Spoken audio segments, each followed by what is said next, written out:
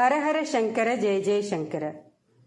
மற்றவா நம்மளை பார்த்து பொறாமப்படுறதுனால நம்ம உடம்புலையும் மனசுலையும் சில மாறுதல்கள் ஏற்படுறது. அதை தான் கண் திருஷ்டின்னு சொல்கிறோம்.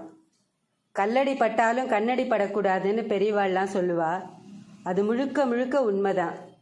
சில வீடுகளில் இன்னிக்கும் ஒவ்வொரு அமாவாசைக்கும் குடும்பத்தில் இருக்கிற எல்லாரையும் உட்கார வச்சு எலுமிச்சம்பழத்தாலையும் பூஷணிக்காயாலையும் திருஷ்டி சுத்தி உடைக்கிற வழக்கம் இருக்கு.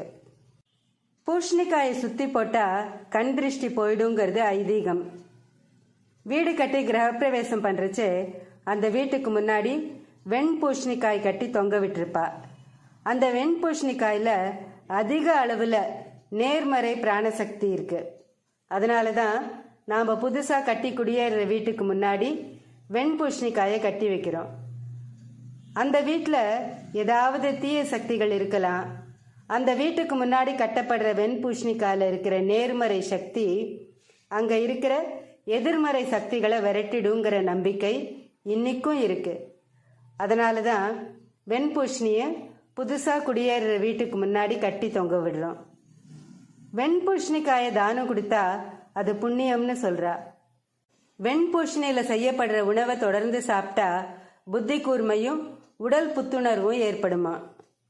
வீட்டில் ஒருத்தர் மாற்றி ஒருத்தருக்கு ஏதாவது உடல்நல கோளாறுகள் வந்துட்டே இருந்தா கோவில்லையோ இல்லை ஆன்மீக மையங்கள்லையோ பகல் வேளையில் முழு மஞ்சள் பரங்கிக்காய் தானம் பண்ணினா குடும்பம் உடல் கோளாறுகள்லேருந்து விடுபடும்னு மகா பெரியவா சொல்லியிருக்கார்.